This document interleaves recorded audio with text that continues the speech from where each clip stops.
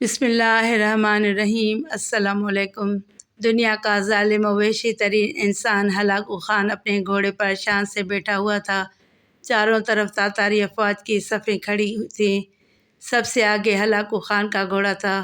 Hulagu Khan کے سامنے قیدی مسلمانوں کی 3 صفیں کھڑی کی گئی تھیں، جن کو آج ہلاکو خان نے اپنے حکم پر قتل ہوتے دیکھنا تھا۔ پھر وہ ظالم بولا، ان کے سر قلم کر دو، اور جلاد نے لوگوں کے سر کاٹنے شروع کر دیے۔ پہلی صف میں ایک کی گردن گئی، دوسری کی گردن گئی، تیسرے کی گردن، چوتھے کی۔ پہلی صف میں ایک بے قصور بوڑھا غریب قیدی، جو کہ اپنے گھر کا واحد کفیل بھی کھڑا تھا، وہ موت کے ڈر کی وجہ سے دوسری صف میں چلا گیا۔ پہلی صف کا مکمل صفایا ہو گیا۔ ہلاکو خان کی نظروں نے اس بوڑھے کو دیکھ لیا تھا۔ وہ موت کے خوف سے پہلی صف چھوڑ کر دوسری صف میں چلا گیا تھا۔ ہلاکو خان گھوڑے پر بیٹھا ہوا، ہاتھ میں طاقتور گرز لیے اچھال کر اس سے کھیل رہا تھا، اور مسلمانوں کے قتل کا منظر دیکھ کر اس کھیل سے خود کو خوش کر رہا تھا۔ جلادوں نے دوسری صف پر تلوار کے وار شروع کر دیے۔ گردنیں آن کی آن میں گرنے لگیں۔ جلاد تلوار چلا رہے تھے اور خون کے فوارے اچھل اچھل کر زمین پر گر رہے تھے۔ اس بوڑھے بابا نے جب دیکھا کہ دوسری صف کے لوگوں کی گردنیں کٹ کر اس کی باری بہت جلد آنے والی ہے، تو وہ بھاگ کر تیسری صف میں کھڑا ہو گیا۔ ہلاکو خان کی نظریں بوڑھے پر جمی ہوئی تھی کہ اب تو تیسری صف آخری ہے، اس کے بعد یہ کہاں چھپنے کی کوشش کرے گا؟ اس بے وقوف بوڑھے کو میری تلوار سے کون بچا سکتا ہے؟ میں نے لاکھوں انسان مار دیے، تو یہ کب تک بچے گا؟ تیسری صف پر جلادوں کی تلوار بجلی بن کر گر رہی تھی۔ ہلاکو خان کی نظریں مسلسل اس بوڑھے پر تھیں کہ کیسے وہ بے چین ہو کر موت کی وجہ سے بے قرار ہے۔ تیسری صف کے انسانوں کی گردنیں گر رہی تھیں۔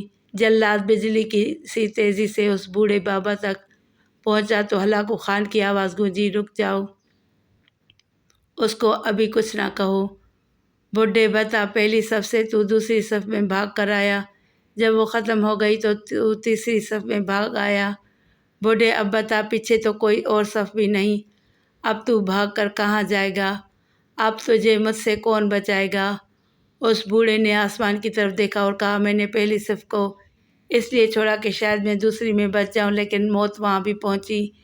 پھر میں نے دوسری صف کو چھوڑ دیا کہ شاید تیسری میں بچ جاؤں۔ ہلاکو نے گرز کو ہاتھ سے اچھالتے ہوئے کہا، بڈھے، کیسی خام خیالی ہے، یہ کیسی بہکی باتیں کر رہے ہو؟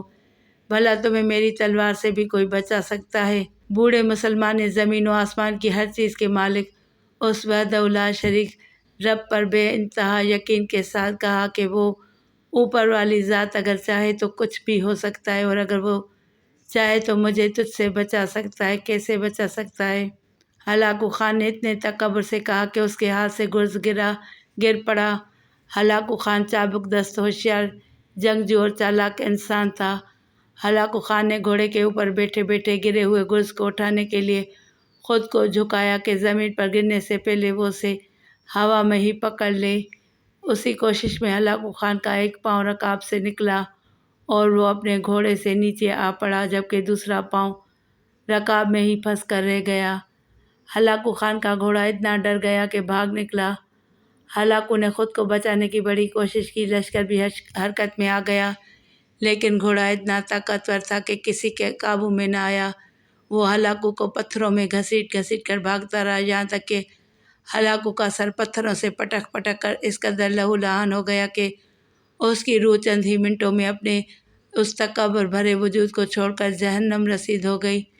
لشکر نے جب بے انتہا کوششوں کے بعد ہلاکو خان کے طاقتور گھوڑے کو قابو کیا تو اس وقت تک اس کا سر برے طریقے سے کچلا جا چکا تھا۔ ہلاکو کا لشکر اس بوڑھے بزرگ سے اتنا خوف زدہ ہو گیا کہ لشکر نے اسے جان بوجھ کر نظر انداز کر دیا، اور وہ بابا بڑے آرام و سکون سے پیدل ہی اپنے گھر کی طرف چل پڑا۔ مظلوم کی آہ سے ڈرو، کیونکہ جب وہ اللہ سے رجوع کرتا ہے تو قبولیت بہت دور سے اس کا استقبال کرتی ہے۔ مزید ایسی ویڈیوز کے لیے میرے چینل کو سبسکرائب کر کے گھنٹی کرنے